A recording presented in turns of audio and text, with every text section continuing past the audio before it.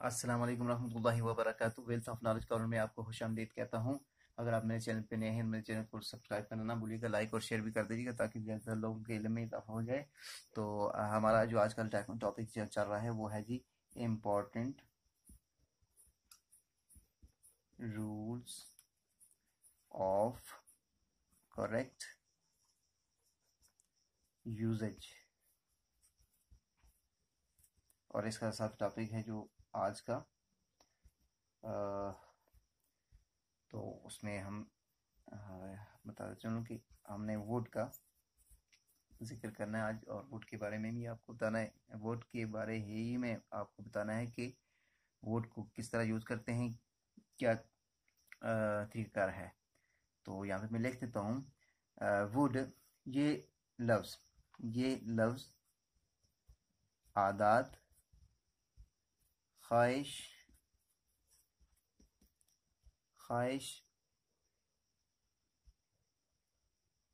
इल्तिजा को जाहिर करता है। मसलन उसकी अम्मी, आप देख सकते हैं उसकी माँ या अम्मी एक ही बात है, रोज़ाना कपड़े धोती थी। तो इसका लिखते हैं कि his mother would wash clothes daily. His mother would wash clothes daily। और एक बन गया इसका। हम दूसरा है जी बनाते हैं काश वो जिंदा रहता। काश वो जिंदा रहता। तो इसका बनाएंगे would that he had lived।